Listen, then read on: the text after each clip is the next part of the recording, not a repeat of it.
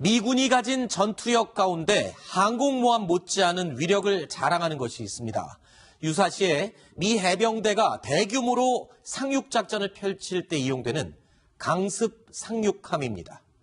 얼마 전 저희 뉴스탑10에서 한번 소개를 해드린 적이 있죠. 다시 한번 그림을 보고 설명드리겠습니다. 자, 모양은 마치 항공모함 비슷하게 생겼지만 규모가 조금 작습니다.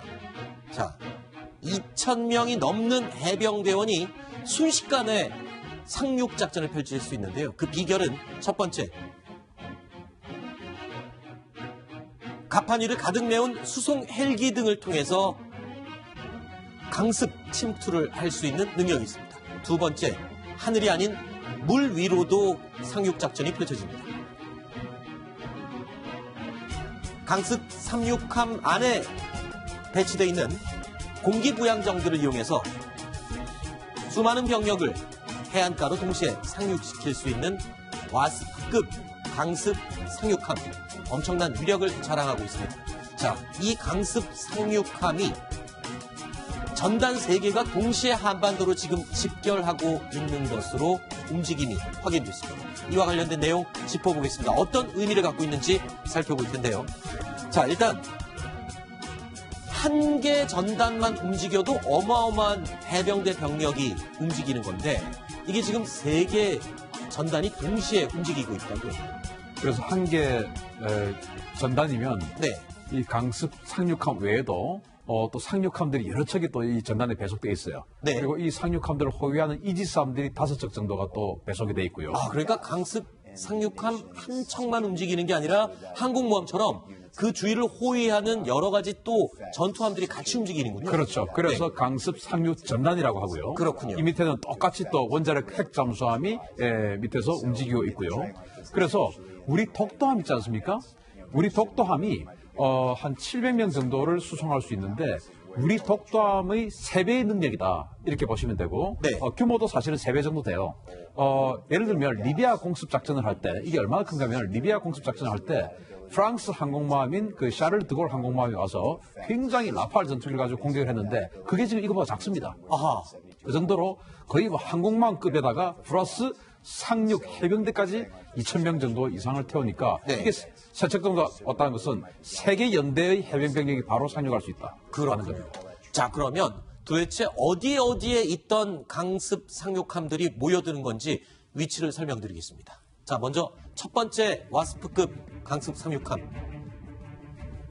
일본의 사세보에 이미 기항해 있습니다. 보넘 리처드라는 와스프급 강습 상륙함. 이미 일본에 지금 한 척이 와 있습니다. 전단 전체가 와 있는 것이죠. 그런데 한 척이 또 오고 있습니다.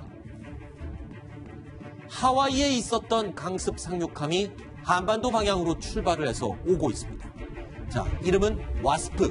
그러니까 이 와스프급의 원조가 될 수 있는 실제 이름이 와스프를 가지고 있는 와스프급 강습 상륙함이 오고 있습니다. 지난해 12월 배치가 된 걸로, 배속이 된 걸로 알고 있는데요. 자, 이 보넘 리처드는 원래 제2 칠함대 소속입니다.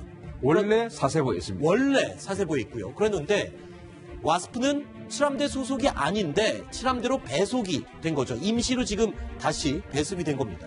그리고 또 한 척이 오고 있습니다. 싱가포르에 잠시 머물던 와스프급 강습 상륙함 한 척, 이름이 아메리카입니다. 제7함대에 추가로 또 배속이 됐습니다. 자, 한 척, 한 전단이 움직일 때 해병대 2,000명 이상이 탑승해서 움직일 수 있고요. 그 정도 규모가 3개가 합쳐진다 그러면 어마어마한 규모의 병력이 지금 상륙 작전을 펼치기 위해서 오는 것인데, 자, 그렇다면 이 한 전단별로 어느 정도의 전투력을 갖고 있는지 저희가 그림으로 더 분석해 드리겠습니다. 한반도 인근으로 몰려드는 강습 상륙함 모두 3개 전단입니다. 3개 전단의 기함이라고 할 수 있는 와스프급 강습 상륙함 한 척에 실린 전력입니다. F-35B 최신의 전투기죠. F-35B가 최대 20대까지 실려 있습니다. 두 번째도 또 최대 20대까지 실을 수가 있고요.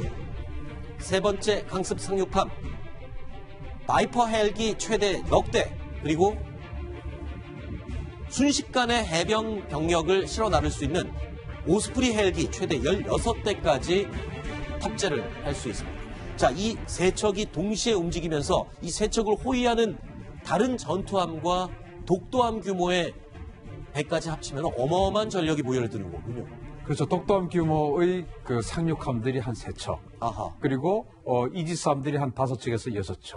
그리고 이제 군수지원함이라고 해서 뭐 기름, 물자 이런 걸 보급하는 그 보급함 한 척에서 한 10척 이상이 움직이는 게 네. 한 개 상륙 전단인데 지금 이제 2개는 F-35가 탑재가 되고 하나는 지금 뭐 바이퍼 공격 헬기와 지금 이렇게 지금 소개하고 있잖아요. 네. 아메리카함하고 와스프함은 이 F-35를 탑재할 수 있는 준비를 다 해놨습니다. 네. 왜냐하면 이제 F-35가 이제 생산이 되면 그것을 탑재를 해서 정비하고 하는 모든 시설들이 사실 여기 업그레이드 돼야 되거든요. 네. 이 두 척은 업그레이드를 마쳐서 지금 이제 미국 해병대가 여기다가 탑재를 시작하고 있어요. 그래서 지금 오는 이 아메리카와 와스프에 F-35가 탑재가 됐는지 안 됐는지는 우리로서 확인할 길이 없습니다만은 네. 어쨌든 저렇게 할 수가 있고 네.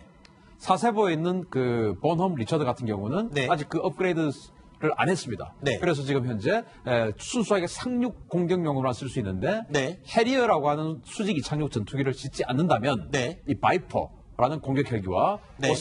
오스프리가 뭐 저게 뭐 대단하냐라고 할 수 있지만 16대지 않습니까? 네. 오스프리 한 대에 해병대원 한 개 소대를 싣습니다. 네. 그러면 한 번의 공격에 16개 소대를 실어 나를 수 있는 것이죠. 그렇군요. 그러니까 그런 엄청 한 개 대대 정도로 그냥 한 번에 공중에서 상륙을 시킬 수 있는 뭐 그런 능력이니까 이게 한 개 연대 이상의 사단급에 가까운 그런 능력을 바로 네. 상륙할 수 있습니다. 자, 이번에 한반도 인근으로 집결하고 있는 와스프급 강습 상륙함 3척. 이 3척에 실을 수 있는 규모의 무기가 어느 정도 되는지를 저희가 표로 그려서 보여드리고 있습니다. 그런데 2척에는 F-35B를 탑재할 수 있지만 나머지 한 척에는 F-35B를 탑재를 할 수가 없나 보죠? 아직 이제 업그레이드 공사를 안 했고 업그레이드가 안 된 현재는 상태. 해리어라고 하는 이제 네. 구형 수직 이착륙 전투에 네. 탑재할 수 있는데 뭐 그것보다는 바이퍼나 오스프리를 태워서 바로 상륙하는 그런 작전을 아마 쓰겠죠. 그런데 하나 궁금한 게 있습니다. 이 제7함대 소속이 아닌 강습 상륙함 2척이 추가로 배속된다는 것, 이건 뭘 의미합니까? 저는 사실 그 우리 한반도에 네. 세 척의 강습 상륙함이 동시에 몰려오는 것은 저는 처음 봤습니다. 사실 지난해 한미 연합 훈련 때도 항공모함 전단 3개가 한반도 인근에 동시에 몰린 것도 처음이었지 않습니까? 처음 있고 그때 이 강습 상륙함이 2척이 오려고 했는데 네. 한 척이 당시 미 동부 해안에 태풍 피해 지역에 그 왔습니다. 허리케인 피해 지역의 구호 활동을 가는 바람에 사실 네네. 그때 이제 2척이 모두 한 척만 왔어요. 네, 죄송합니다. 태풍이 아니고 허리케인이었죠. 허리케인이죠. 예, 예. 그래서 그 이후에 어쨌든 제가 이 군사 분야 공부를 시작한 이후로 세 척의 강습 상륙 전단이 동시에 한반도 근처에 집결하는 건 처음 봤으니까 네. 그 말인즉슨 이 전단들은 바로 상륙 작전을 하는 용도로만 쓰는 겁니다. 네. 그러면 상륙 작전을 대규모로 할 준비는 갖추고 있다는 겁니다. 공군력이 굉장히 몰려들어서 북한을 선제 타격할 것이다라는 움직임을 보였던 게 지난해의 기류였습니다. 그런데 해가 바뀌면서 갑자기 상륙작전의 움직임들이 계속 엿보이고 있거든요. 이건 어떤 의미를 갖고 있습니까? 지난번에 매티스 국방장관이 네. 북한의 핵무기를 확보한 다음에 네. 그게 확보되면은 바로 남한으로 철수한다. 남한으로 철수한다는 얘기를 중국 측에 했다고 그랬지 않습니까? 그 중국도 동의를 했다 그랬죠. 네.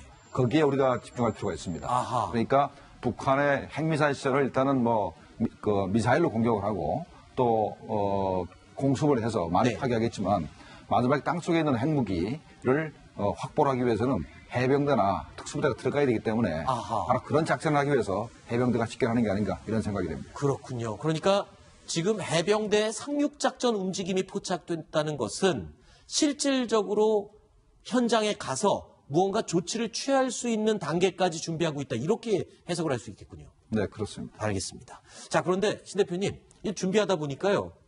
눈에 띄는 헬기가 한 대 있습니다. 저희가 코브라 헬기도 설명을 드린 적이 있었고 아파치 헬기도 설명을 여러 번 드렸습니다만 바이퍼 헬기는 사실 조금 생소하거든요. 이 바이퍼 헬기는 그러면 해병대만 쓰는 헬기로 알려져 있는데 어느 정도의 위력을 갖고 있는지 한번 설명을 해 주시죠. 별명이 독사네요. 그렇죠. 바이퍼가 독사죠. 네. 그래서 이제 이 코브라의 최종 업그레이드 판입니다. 아, 이게 그러면 전신이 코브라 헬기입니까? 그렇죠. 코브라에서 발생해가지고. 코브라는 이미 퇴역한 헬기잖아요. 그게 이제 최종 업그레이드판이죠. 아. 근데 이름만 거기서 파생이 됐지만 네. 거의 뭐 우리 그 국내 자동차 회사도 똑같은 이름이 수십 년 전에도 있었지만 지금 자동차와 그거는 뭐 그렇죠. 완전 다르죠. 소나타가 아직도 있지만 그렇죠. 전혀 다른 자동차이죠. 그것처럼 아하. 우리 육군이 가지고 있는 코브라는 엔진도 한 개예요. 네. 그런데 이 바이퍼는 엔진도 보시다시피 두 개고 네. 그리고 뭐 첨단 무장 능력이 아파치하고 흡사합니다. 네. 그리고 제일 중요한 것은 아파치보다도 이 조준 장치, 즉 사격 명중률이 훨씬 높습니다. 네.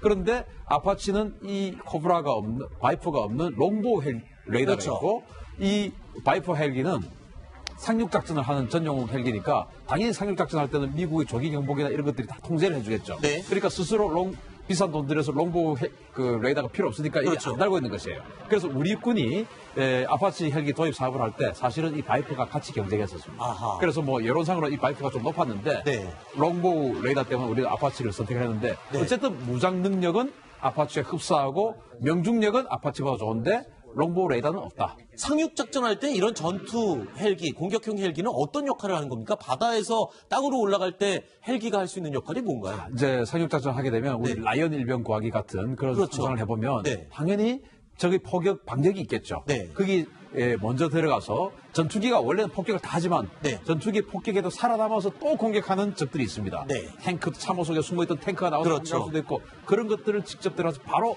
타격하는 그런 임무를 헬파이어 미사일로 그때 헬파이어 쓰는군요. 헬기, 탱크, 장갑차 이런 네. 것들을 계속해서 공격하고 또 여기에도 기관포가 아파치 같은 기관포가 있습니다. 그것으로 네. 이제 적 반격하는 방어 부대를 섬멸하는 그런 역할을 하는 겁니다. 알겠습니다. 자, 지난해에는 미군이 이 한반도 주변에 공군력, 해군력 위주로 집결을 시켰다면은 해가 바뀌면서 주로 육상에서 작전을 펼칠 해병대, 육상 병력들을 계속 증원하는 현상을 볼 수 있습니다.